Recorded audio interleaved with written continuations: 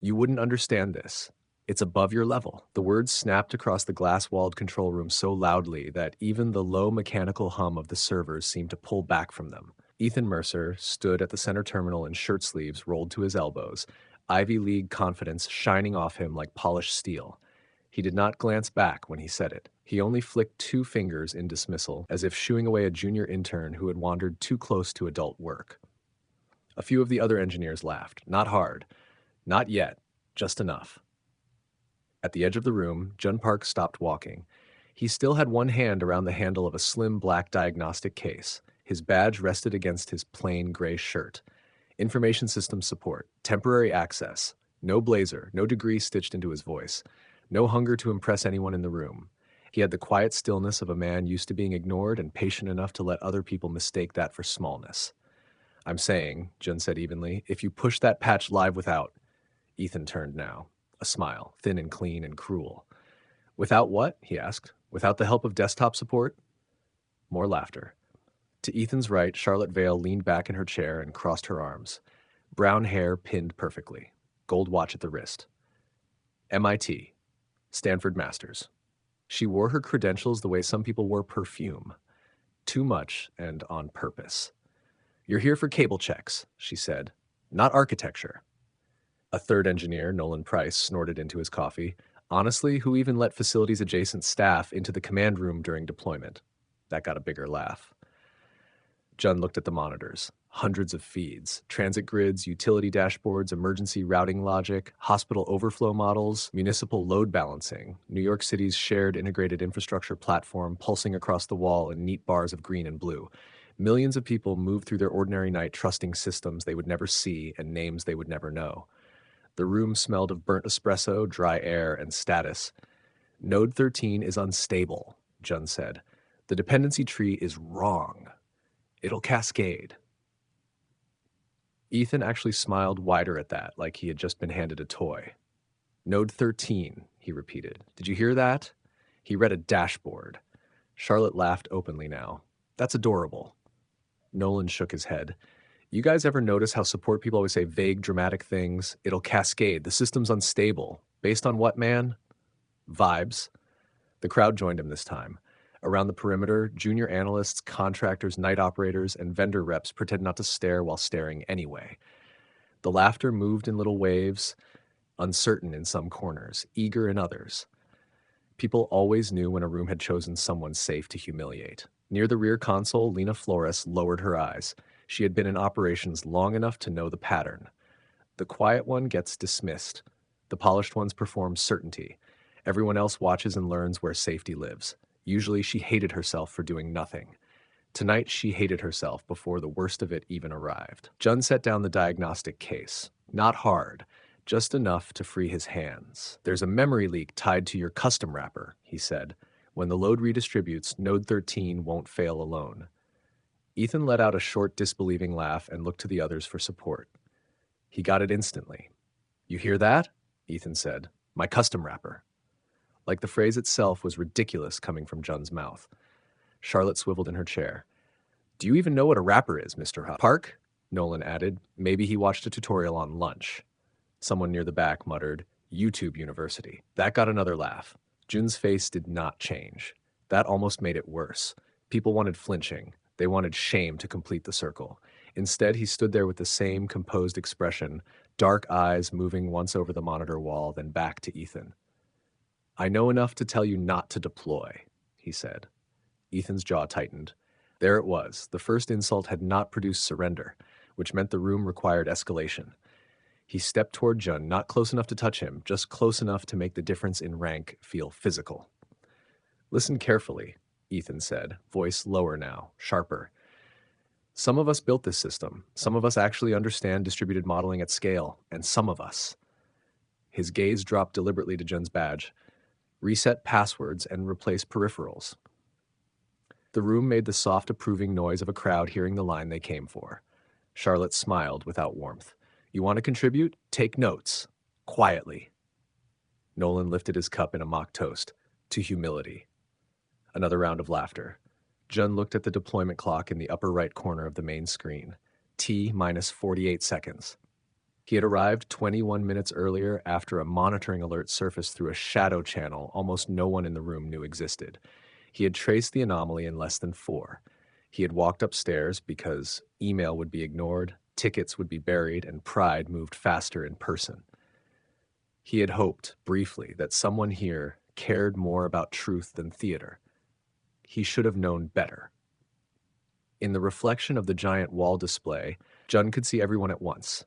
Ethan standing like a man, already telling tomorrow's story about his own brilliance, Charlotte leaning back with the comfort of inherited certainty, Nolan amused because none of the risk could yet touch him, the juniors pretending not to memorize every cruelty, Lena watching with the tired dread of someone who had seen competence mistaken for low status too many times before. Jun spoke one last time. "When the rollback fails," he said, "disconnect the regional bridge before the hospitals sink to the bad table."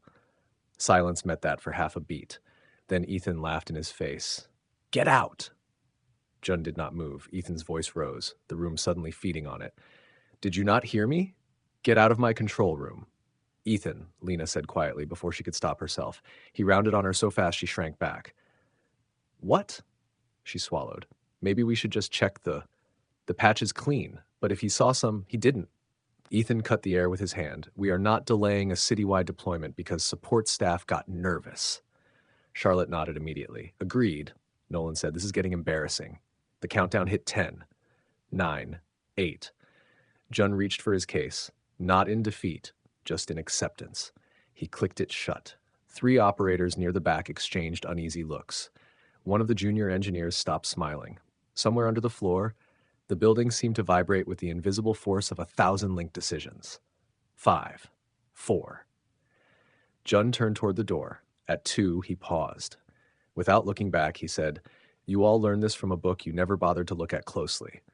No one had time to answer. Deployment hit. For one bright, impossible second, the wall of monitors stayed green. Ethan exhaled through a grin, already vindicated. Then Node 13 went black. A strip of red flashed across the center screens. Another node fell. Then another. Charlotte straightened so fast her chair wheels snapped against the console. Nolan set down his coffee. All across the wall, green gave way to amber, amber to red, red to violent cascading alarms. Transit scheduling froze. Emergency reroute maps scrambled. Utility balancing loops began to churn against themselves like gears eating metal. A hospital intake board blinked, vanished, and came back wrong. The room changed sound.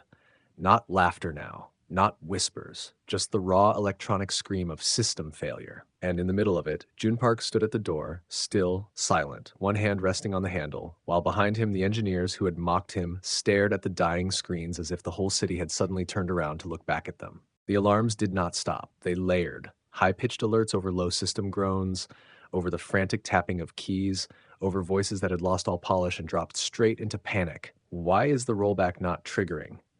It is triggering. Look at the queue. No, that's not rollback. That's duplication. Why is it duplicating? Kill the process. I can't. Permissions just locked. Ethan's hands flew across the keyboard, confidence collapsing into speed without direction. Force terminate node 13 and isolate the cluster. It's not isolating, Charlotte snapped, her voice tighter now, thinner. It's spreading through the dependency chain. Who built this cascade? You did, Nolan muttered, too quietly for anyone but himself. The wall pulsed red. Transit grids stalled mid-route. Hospital intake systems flickered between data states like broken memories. Power balancing algorithms began overcorrecting, then overcorrecting the corrections. Somewhere far outside the glass walls, consequences had already begun. At the door, Jun did not move. Behind him, the room that had laughed now breathed in short, uneven bursts. "Do something," Ethan barked, not looking at anyone in particular. "We are not losing the system over a minor instability." "It's not minor," Lena said, louder than she had spoken all night. "It's cascading exactly like he said." Ethan turned on her again, but this time the authority in the motion slipped. "Then fix it." "How?" she shot back. "You locked out half the manual controls when you pushed that wrapper live." Charlotte's fingers trembled over her console. "I can reroute through the backup." "There is no clean backup," Nolan said, staring at his screen. "It's already syncing corrupted tables across regions." The room fell into a new kind of silence. Not empty, loaded. The realization moving through it like a cold current. This was not a glitch. This was systemic. Jun reached for the handle. Before he could turn it, the doors slammed open. The sound cut through everything. A man stepped in with no hesitation, no pause to take in the scene because he already understood it. Mid-50s. Dark suit without flash, silver threaded through his hair, not style, just present. He walked like someone who had spent decades inside rooms exactly like this and had never once needed to announce himself. But the room knew him anyway. Conversations died mid-word. Chairs straightened, spines aligned. "Sir," Ethan started. The man did not look at him. His eyes moved once across the wall of failing systems, taking in the pattern, the timing, the structure of collapse. Then, as if drawn by something far more important than the crisis itself, his gaze shifted. To the door. To Jun. For a fraction of a second, the chaos in the room seemed to dim around that recognition. Jun. The name landed differently, not as a label. As a fact, Jun turned slightly, just enough to face him. "Mr. Han," he said. Silence deepened. Ethan blinked. "You know him?" Mr. Han did not answer that. He walked forward, slow, deliberate, each step recalibrating the room. He stopped a few feet from Jun, studying him the way a master studies a line of code, carefully, completely, without wasted movement. "I wondered how long it would take before you showed up," Mr. Han said quietly. Jun's expression remained calm. Longer than it should have. A flicker of something like approval crossed Mr. Han's face. Then it was gone. He turned. Now he looked at the engineers. Ethan straightened instinctively, trying to gather what remained of his authority. "We have the situation under control. There was an unexpected stop." The word was not loud. It did not need to be. Ethan stopped. Charlotte stopped. Even the alarms felt quieter. Mr. Hand's gaze moved across them, one by one, weighing, measuring, discarding. "You deployed a custom wrapper over a shared municipal system without validating its behavior under redistributed load," he said. "You ignored a live instability warning. You locked out manual control paths, and now you are surprised that your system is eating itself." No one spoke. "You built fragility," he continued, "and then you called it architecture." Nolan looked down. Charlotte's jaw tightened. "With respect, sir, we followed protocol. The model." "The model," Mr. Hess hand cut in, "is derived from a framework published 8 years ago." He let that sit. Then, slowly, he turned his head back toward Jun. "Do you know who wrote that framework?" he asked. Charlotte frowned, searching memory. "It was a consortium, multiple contributors." "No." The word landed like a correction carved in stone. Mr. Han gestured once, to Jun. "He did."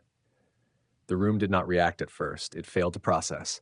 Then it hit, small, silent detonations behind eyes. Nolan's mouth opened slightly, Charlotte's fingers stilled. Ethan stared, something like disbelief fighting something much more dangerous, understanding. "That's not possible," Ethan said too quickly. "That paper came out of Stanford," Mr. Hand said. "Yes," Ethan seized on it. "Exactly, and he's support staff. There's no record." "There is no record you bothered to read," Mr. Hand replied. The words stripped something away. Ethan's posture faltered, then hardened again, stubbornness rising to fill the gap. "Even if that were true, it doesn't change the fact that we're dealing with a live failure. We need solutions, not—" "You had a solution," Mr. Han said. He did not raise his voice. He did not need to. "You dismissed it." Charlotte shook her head, refusing the shape of the moment. "We didn't have enough information to trust an off-channel warning." "You had enough," Lena said softly. All heads turned. She hadn't meant to speak again. But she did not look away this time. "You just didn't want it to come from him." The room tightened. Ethan's face flushed. "That's not—" "Say it," Nolan muttered, not looking up. "Say we weren't listening." Charlotte shot him a look. "Don't." "Say it," he repeated, louder now. Ethan ignored him. His focus snapped back to Mr. Han, clinging to what little ground he thought he still held. "We can still contain this. Give us 10 minutes." Mr. Han watched him for a long second. Then he stepped aside, just enough to clear the line between Jun and the room. "No," he said. And for the first time since the alarms began, the hierarchy shifted. Not loudly, not dramatically, but completely. "You will not fix this," Mr. Han continued. "You don't understand what you broke." He turned his head, back to Jun. "Go ahead." Jun did not move immediately. He simply looked at the wall of collapsing systems. Then, without a word, he stepped back into the room, and every eye followed him. Jun did not rush. He set his case down on the nearest console, not the main terminal Ethan had occupied, but an auxiliary station slightly off-center, one the others had ignored all night because it did not look important. His fingers hovered once over the keyboard, then moved. Not fast, not frantic. Precise. The kind of movement that did not waste thought on what it already understood. "Don't reroute," he said quietly. "You'll amplify the corruption." No one argued. Not now. On the wall, another hospital grid blinked out and returned with mismatched data. A transit line froze mid-update. The alarms tried to escalate again, then stuttered as if the system itself was losing confidence in its own warnings. Jun opened a terminal window. Black, clean, no interface clutter, just a blinking cursor. "What is he doing?" Charlotte whispered, but it came out smaller than she intended. Mr. Han answered without looking at her. "What you should have done." Jun typed a single line, paused, then another. Not commands the others recognized, not scripts from their shared libraries, something deeper, something older. The structure beneath the structure. "You said there was no clean backup," Jun said. "There isn't," Nolan replied automatically. Jun nodded once. "There is." He didn't explain. He didn't need to. On the wall, one of the red nodes flickered. Just one, from red to amber. Charlotte leaned forward. "How did you—" Jun kept typing. "The original table isn't corrupted," he said. "You overwrote the pointer, not the source." Ethan's voice came out strained. "That's impossible." "The wrapper is shallow," Jun said. Another node shifted. Amber to green. A ripple followed. Not fast, not dramatic, but undeniable, like breath returning to a body. Nolan stood up without realizing it. "He's rebuilding the reference chain?" "No," Charlotte said, eyes locked on the screen. "He's bypassing it." Jun's hands moved again. Short lines, clean entries, no hesitation. "You built on top of something you didn't understand," he said. "So when it failed, you only knew how to patch the surface." Another cluster came back online. Hospital intake stabilized. Transit grids began recalculating routes with correct data. The alarms changed tone, from panic to recovery. Ethan stepped closer despite himself. "You're rewriting live dependencies." "Yes." "That's dangerous?" Jun finished. Ethan swallowed. Jun didn't look at him. "Only if you don't know where they come from." Silence. Then Lena let out a breath she didn't realize she'd been holding. The wall shifted again, red shrinking, green returning. The system healing. Jun entered one final command. "Hit execute," and stepped back. For a moment, nothing happened. Then everything aligned. The grid stabilized, the alerts cleared. The room fell into a silence so complete it felt louder than the alarms had been. No one moved, no one spoke. On the wall, New York breathed again. Jun closed the terminal, gently, like shutting a book. Behind him, the engineers stood frozen in the wreckage of what they had believed about themselves. Ethan's voice came first, low, unsteady. "You got lucky." It sounded weak even as he said it. Jun didn't respond. Charlotte found her footing faster, clinging to something sharper. "That doesn't excuse protocol violations. He accessed systems outside his clearance. Enough." Mr. Han's voice cut clean through her. He stepped forward past June into the space Ethan had occupied at the center of the room. The shift was final. "You don't get to rewrite what just happened," he said. Charlotte's jaw tightened. "We're responsible for this system. We can't just—" "You were responsible," Mr. Han corrected. The word was exact, past tense. Nolan looked at the floor. Ethan straightened, one last attempt to reclaim ground. "With respect, sir, we made a call based on the information we had. We followed procedure. If there were gaps, they're systemic." "They are," Mr. Han said. Hope flickered in Ethan's eyes, then died. "They are systemic," Mr. Han continued, "because people like you keep rising into positions where confidence replaces comprehension." Silence crushed the room. "You dismissed a correct assessment because of where it came from," he said. "You ignored a critical warning. You deployed an unstable solution into a live environment, and when it failed, you blamed everything except yourselves." No one spoke. "You don't belong in this room." The words landed like a verdict. Charlotte inhaled sharply. "Sir, you're done," he said. Flat, final. Nolan closed his eyes. Ethan's face flushed red, then pale. "You can't. This is my team, my project." "It was," Mr. Han said. Security had already appeared at the door. Quiet, efficient, waiting. Charlotte looked around, searching for support that wasn't there. The juniors avoided her eyes. The operators stared at their consoles. Lena held her gaze steady for the first time. Nolan set his badge on the desk. No speech, no fight, just done. Ethan didn't move. Not until the second guard stepped forward. Then the reality hit. Hard. "This is a mistake," he said, but the room didn't agree anymore. No laughter, no echo, Just silence. He walked out last, shoulders tight, head high in the way of someone who had not yet decided to understand. When the door closed behind them, the room exhaled. Mr. Han turned to Jun. For a moment, the authority in his posture shifted into something else. Respect. You came here as an intern, he said, because you wanted to start over. Jun met his eyes. Yes. Mr. Han nodded once. You've done that. A beat. Then you won't be starting there anymore. Jun said nothing. You built the foundation they just broke, Mr. Radhapan continued. You understood it well enough to rebuild it in minutes. That's not support work. He let the words settle, then made it unmistakable. Effective immediately, you're leading this division. A ripple moved through the room, not loud, but deep.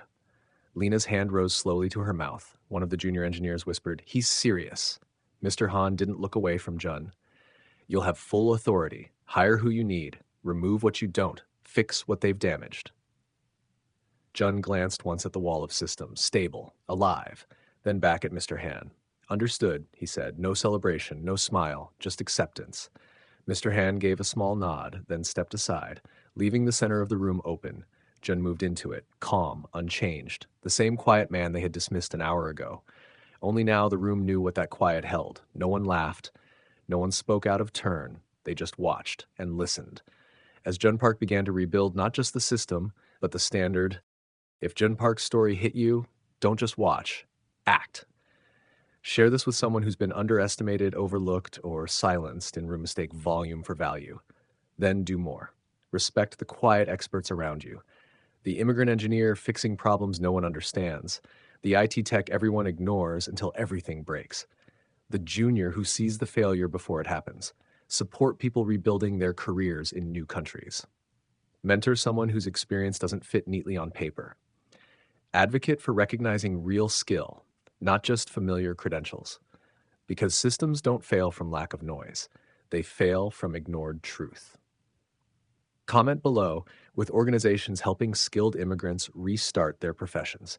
Subscribe to Beyond the Model Minority for more stories of invisible authority, because the next Jun Park is already in the room, already watching, already understanding. And when everything crashes, he won't raise his voice. He'll fix it. Invisible authority, system crash, earn not given.